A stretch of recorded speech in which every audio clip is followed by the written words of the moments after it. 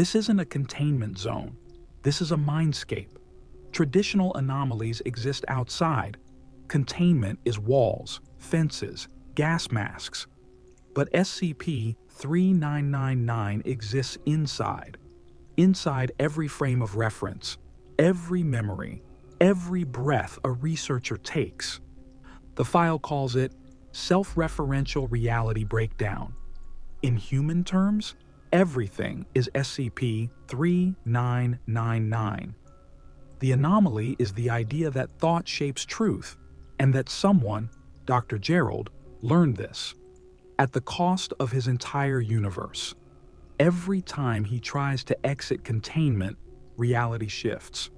Walls breathe, walkways fold, time reverses, and the wound is always centered on him. SCP-3999 isn't an object, it's a personification of delusion turned fatal. The Foundation locked it, not in a chamber, but in a mind, and the containment cell is everywhere. Dr. Gerald was not a hero. He wasn't a prophet. He was a researcher, level 4 clearance, mid-tier psychomimetics, moderate security risk, until he saw something he shouldn't have seen. No one remembers what it was. No camera retained it. No witness recalls it. But Gerald changed, and the universe around him responded. His memories fractured first, not from trauma, from conflict. One morning, he remembered working at Site 13. The next, he claimed it never existed. Then it reappeared, as a tumor, as a dream, as a hallway that looped back into his own bedroom. SCP-3999 didn't arrive, it emerged. The first manifestation was harmless, Gerald's voice echoing back to him 3 seconds late. Then came the feedback loops. He would write reports, only to find them signed days before he authored them. He would enter rooms to find versions of himself already there, sometimes dead, sometimes screaming, sometimes smiling. Containment teams attempted intervention. Sedation failed. Physical restraint dissolved, literally. The cuffs melted into the shape of his name. Gerald spoke to the anomaly as if it were a person. He begged, he laughed, he wept, he demanded, and it responded with gestures of infinite cruelty and childish humor. It replaced his bones with shattered glass, his blood with ants, his name with a looping jazz tune that only he could hear. But nothing was random. SCP-3999 wasn't tormenting him. It was reflecting him. Every flaw, every insecurity, every thought he buried beneath professionalism. It rose, and it danced. Because SCP-3999 wasn't just in Gerald's mind, it was what his mind believed the world to be. And the Foundation could not contain that, not with locks, not with drugs, not with prayers, because every time they tried, he changed the rules. There was a moment, brief, impossible, eternal, when Dr. Gerald was alive, in every moment, simultaneously. SCP-3999 had collapsed linearity.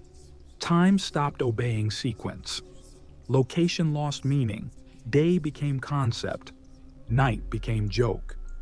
In one iteration, Gerald awoke as a 5-meter obsidian statue, silent in the ruins of a world that worshipped him. In another, he was a child, suffocating beneath the weight of endless red folders labeled internal inquiry.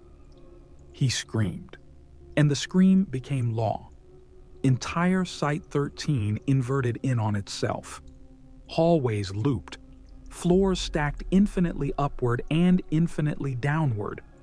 One room, Observation C, existed only when not observed. Personnel who entered disappeared until someone mentioned their name aloud. They returned, disoriented, speaking in symbols no one had written.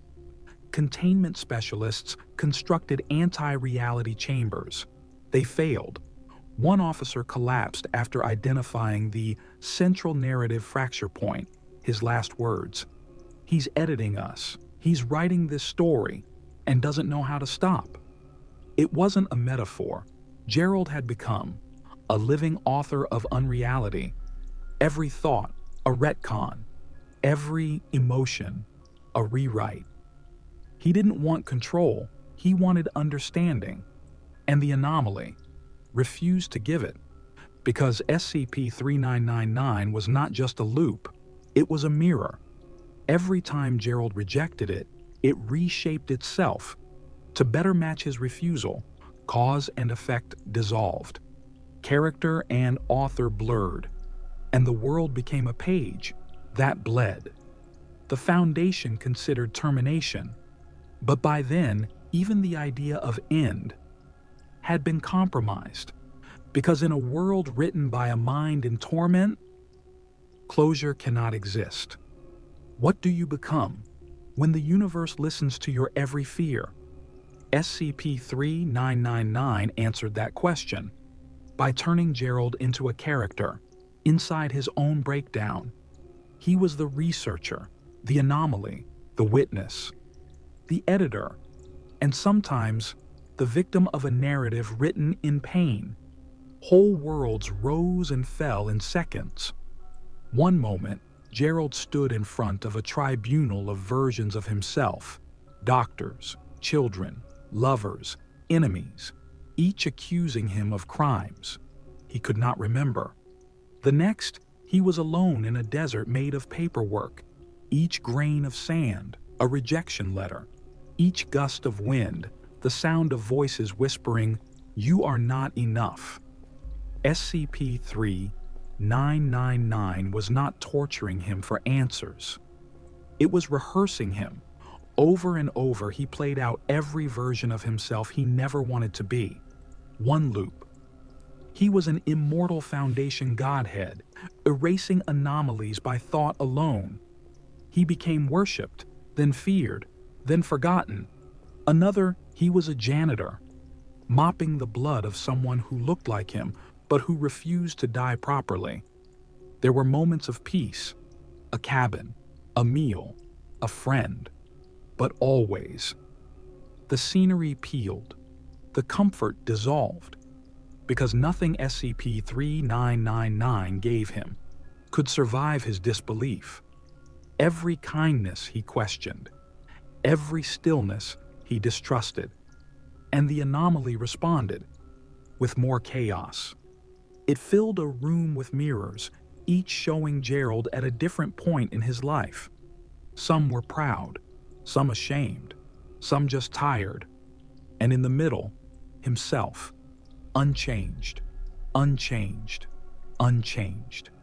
He screamed at the reflections, and the mirrors shattered, each shard, a new version of reality, each version, a new Gerald to punish. Because SCP-3999 was not interested in death. It was interested in theatrical repetition, the operatic recycling of identity, until even the audience forgot what the original script looked like. And somewhere, deep beneath all the fiction, a voice whispered, "You are not suffering, you're becoming." By now, Gerald was no longer entirely human. Not in body, not in thought, not in presence. He had become something else. A meta-narrative, a recursive engine of identity devouring its own foundations. Time was irrelevant. He had suffered for hours. He had suffered for eons. He had suffered for as long as the anomaly needed him to mean something. The site was gone. The Foundation was fragmented across symbolic logic. What remained were themes: guilt, failure, a desperate need to be understood by a universe. That answered only with mockery. SCP-3999 began pulling from outside Gerald's own mind, inventing characters, scenarios, paradoxes that weren't his. He became a soldier in a war that never happened, a prisoner in a cell with no walls, a god attempting suicide with belief. The anomaly stopped obeying even its own absurdity. One sequence: Gerald trapped inside a book, each page screaming his secrets aloud as readers laughed. Another: he was his own mother, giving birth to himself, while whispering that none of this was real. And still, it continued. Until the text broke. Until language failed. Reports became glyphs. Dialogue became soundless weeping. Footnotes appeared in the air, pointing to events that hadn't yet occurred. He begged for narrative. Even pain made sense if it had structure. But SCP-3999 had no rules. It was a sandbox soaked in shame, a reality engine with no moral clause. One moment, he was flayed by words. The next, he was an idea trying to hang itself with a dangling participle. And always, he returned to that same line: I am at the center of everything that happens to me. Because in the end, he was. Not because he wanted to be, because he couldn't let go. SCP-3999 was the reflection of that obsession, the impossibility of surrender, the terror of meaninglessness, the punishment of being self-aware in a world that doesn't care. And somewhere, the last tether holding Gerald's identity snapped. There was no thunder, no final scream, no epiphany etched in divine light. Only a moment, a pause. In the infinite grotesque, Gerald stood on a shoreline made of typewriter keys, beneath a sky stitched with redaction marks. And he did something he had never done before. He stopped fighting. He stopped trying to write himself out. Stopped trying to reason with the impossible. Stopped demanding structure from a world that had become a fever dream of his failures. He let go. He said, I am not special. I am not the protagonist. I do not deserve this. I do not deserve anything. And the universe trembled. SCP-3999 recoiled. Because surrender was the one variable it could not control. The anomaly had thrived on resistance, on Gerald's endless need to be heard, to be understood, to make the pain mean something. But now, there was no audience, no stage, no plot, just a man kneeling before the blankness and refusing to speak. And piece by piece, the reality SCP-3999 had built began to unwrite itself. The floating corridors collapsed into ink. The recursive dialogues dissolved into static. The infinite clones of Gerald wept, crumbled, and vanished with their punchlines unfinished. And the voice, the one that had screamed through every distortion, that had laughed in every torment, grew quiet, not gone, just still. For the first time, Gerald wasn't at the center. He was simply present. No defiance, no begging, no narration, just a breath. In a story, finally out of words. SCP-3999 has no end. Because it was never a beginning. It was a mirror held to a man too broken to look away. It was the truth you whisper to yourself at night, when no one's left to pretend you matter. But in the aftermath, in the stillness after surrender, there was no explosion, no containment alert, no rescue. Gerald was found, breathing, unharmed, confused. He didn't remember what happened, not the distortions, not the torments, not the time he spent as 10,000 different versions of the worst parts of himself. He only remembered the moment he let go, the moment he whispered, I do not need to be known.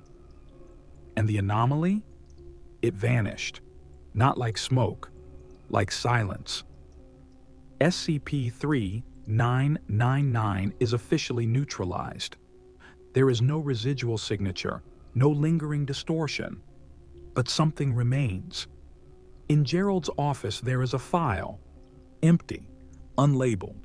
Inside, a single note, handwritten, familiar. You were never the protagonist. You were the setting, and you were beautiful. Because SCP-3999 was never about power, never about the Foundation, never about containment. It was about what happens when a human mind is forced to face itself without interruption. And maybe that's the horror we never account for. Not monsters, not gods, not anomalies, but the realization that the worst prison is a mirror you can't stop writing into. Thank you for entering another anomaly in the containment zone. And if, someday, you feel the walls of your world shifting, if you hear your name echoed back to you in the wrong tense, don't panic. Just remember, the story doesn't need you to finish, to end.